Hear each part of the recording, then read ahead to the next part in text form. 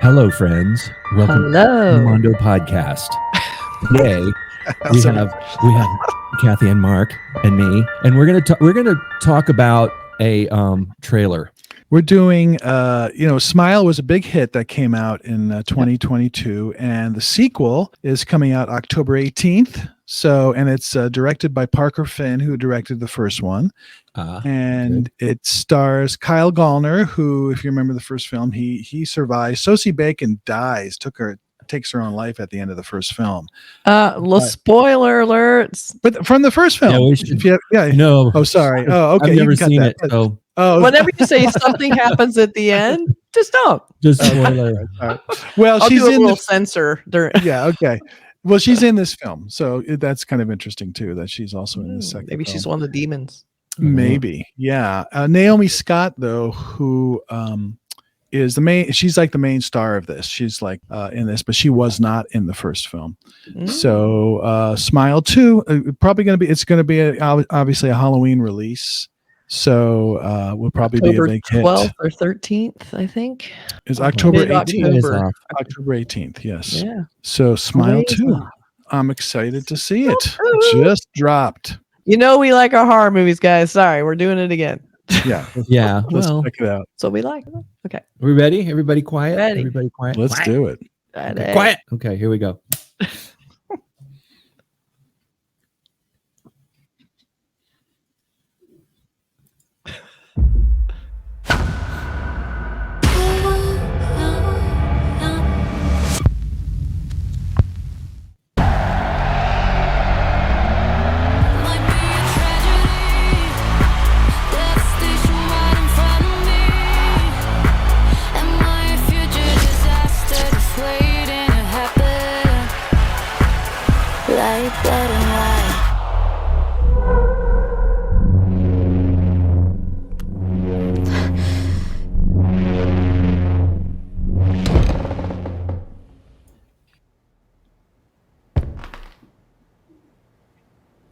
Hello? Sky! What? No, get away from me! What? What is it? Get away from me! Louis?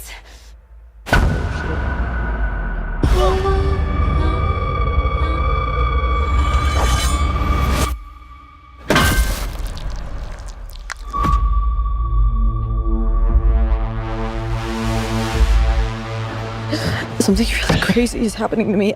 I keep seeing this face everywhere. You witnessed a death. Now it's latched onto you.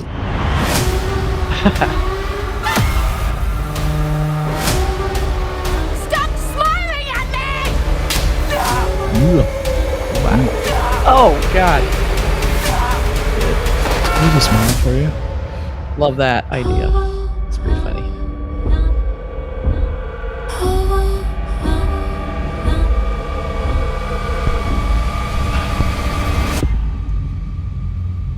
That's a pretty cool shirt you got. Want me to sign it?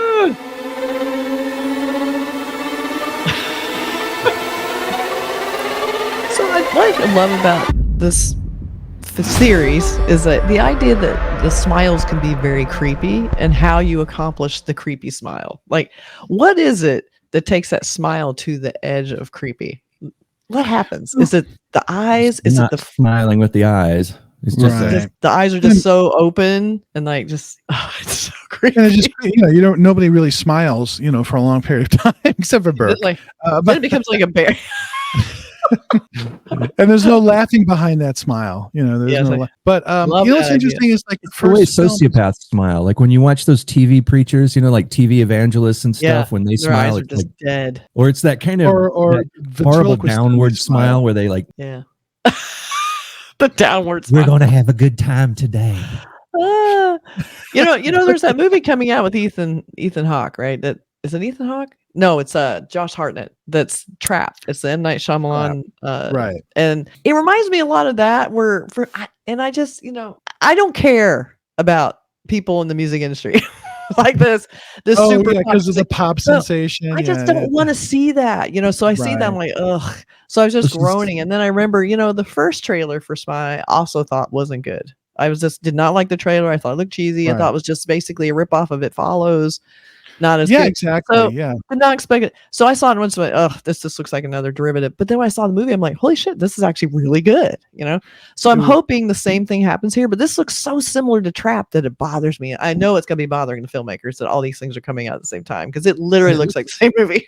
The little girl walking up to, I don't know. Like a bit of a Miley Cyrus kind of a character with her short hair Cyrus, and all. Taylor Swifty thing, and kind of, but maybe not as gigantic as Taylor Swift, but yeah, true.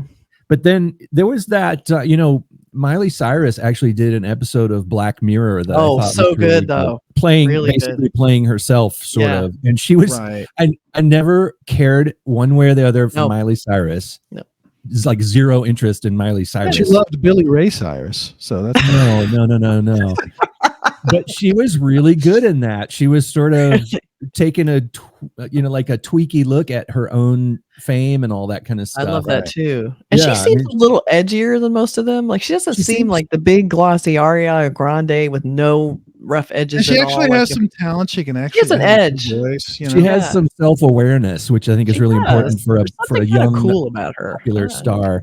If you're self-aware, if you know what you are, like honestly know what you are, then you can function in the bit. You know that you're a product. You know what I mean? Exactly. And you're not a god. Exactly. And I like, Miley Cyrus, here we're talking about music because that's what this movie does. She did a video for a song she did, I guess called Flowers, I think. And she shot, there's this video of her at this big, nice, beautiful house. And it's her writhing around in like no clothes, basically a bathing suit.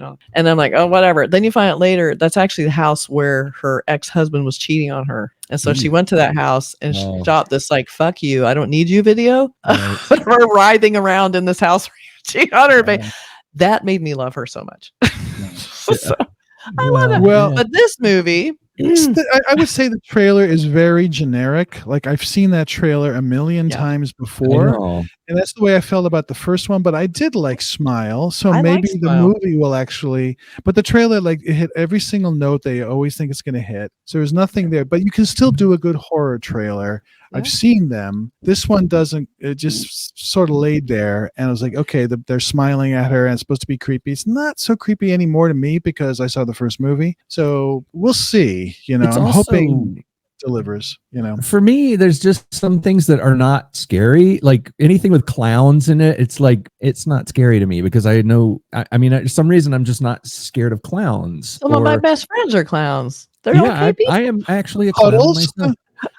But no, but you know what I mean? How there's certain things that aren't scary. So if that's what the movie is about, people doing the scary smile, the Stanley Kubrick 1,000-yard smile or whatever it's called. That idea to me is somebody making a theatrical face, and I remember there was like a hidden video show that was on a few years back, and it was a big meme where people were watching, and people who didn't know they were being filmed. And suddenly the elevator doors open and there's a scary little girl with the straight hair and she's carrying a baby doll and her head is tilted. And it was all those sort of horror movie tropes that it's like, to me, that looks theatrical. It looks like something you'd see. It's set dressing and wardrobe, hair, makeup, and wardrobe. It just looks so phony to me. And the people were like, they were screaming and jumping. And I'm like, but the movie has a little more going for it than that. I would say at least I was pleasantly surprised. But they also had in the first film, they had an interesting marketing thing. I don't know if you remember this, but during this baseball game, evidently, how you can see the crowd in back of the players. There was one of the actresses was there the whole 9 innings doing that. Oh God, for 9 innings, and people started freaking out. Like, what? Right before the what's wrong with her? Yeah, so that's kind of an interesting, kind of a goofy way to, and I think got a little play. We'll see if they do something like that for this movie. Yeah. Well, I think too the first one you're talking about, being theatrical face. Like I thought that too in the first one. I watched it reluctantly. Like, guess I'll watch Smile. Everybody seems to like it or whatever. And what happened is somehow in the context of the movie, they make this thing work and actually be creepy. And I think it's the reactions to the people to it. Cause you go, huh? Like you're saying like, okay, what's up? What are you doing? Da, da, da. Yeah, and then the more they hold face. it, you're like, what's going on? And then they start doing like the self-destructive creepy shit, but they never stop smiling. Like when he's smashed, which I love, the guy who's super fit is like destroying his face with the barbell thing. Barbell thing. But there's something about the action around the smile that's happening that they pull off in the movie that does not show up in the trailers at all, because we're showing these quick cuts. But when someone's just holding that smile and you're kind of starting to be polite, then it's all kind of starting to come apart because it's just getting weird now. Okay, what's up? Because that works in there for some reason. And also Sosie Bacon is so fun to watch. So she was the main character in it. If it works, that's cool, because I have not seen the movie, so I can't say. I'm just reacting to what I'm seeing in the trailer. And the thing is, it seems to me, remember we used to joke about it just seems like if somebody is being weird, just walk away. It's like the old thing on the phone where it was like, who are you? Why do you keep calling me? Who are you? Stop calling me. It's like, just hang up the phone, But there is that sense that it's going to get you eventually, almost like in It Follows. It is like It Follows. Feel like it's eventually coming to you, which I think I've always liked that. Somewhere out there, something's coming to get you. That was like, first Terminator. I should watch it. Like that. Yeah, it's better than you think it will be. Yeah. Now but so we'll hopefully Smile 2 will be the same sort of thing. I mean, it's the same filmmaker, so that's a good start. Yeah, that's a good start.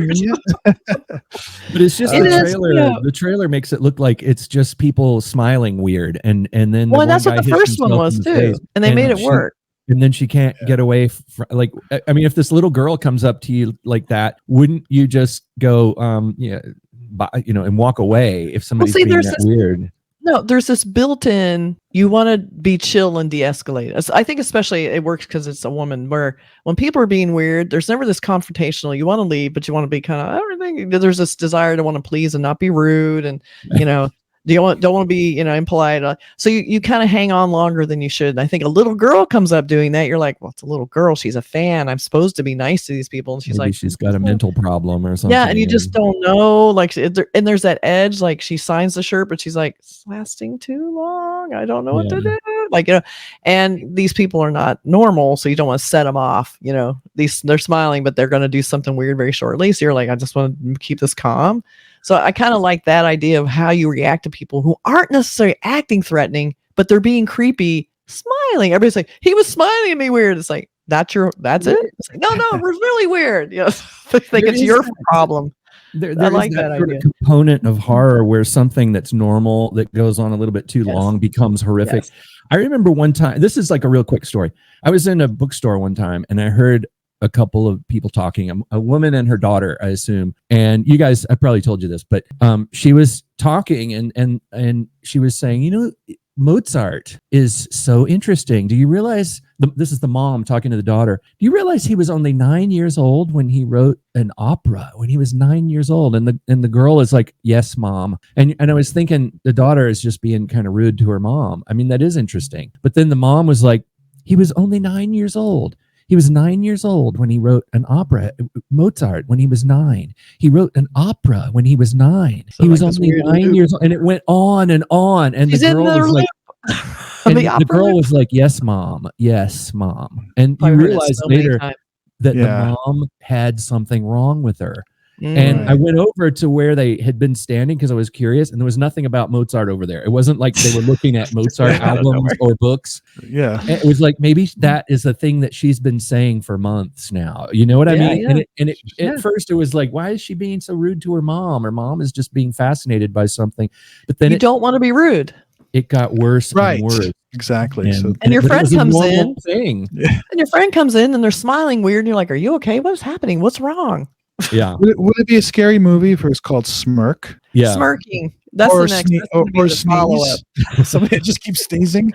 So why so serious? I worked on the first poster. Oh, you did? Didn't do the fish. And then we worked on the second poster. Now they did a tear on the first poster also. I should have brought that in. The smile tear across the poster. My husband did that tear. And used it. So they're bringing the tear through The second one, which I okay. think is kind of fun. But now they've made it like almost like an X. They brought in another terror. So it's like Yeah. 2. So Right. that's a pretty nice poster. I mean, I like the simplicity of these posters. I know they've tried a lot of different ones. There were a lot of concepts flying around, but they settled on you don't need more than just the smile and the dead eyes. That's really what this is about. We don't need to get too tricky with it. So they did this. I think it's pretty nice. I like that they're going for sort of an iconic symbolic kind of, iconic thing, like instant, exactly what this is. And so it's kind of cool. There's a poster. Cool. All right. All right, everybody. Smile 2 coming for Halloween. So everybody smile. Do your creepiest smile on the way out. Bye, everybody. I can't do it.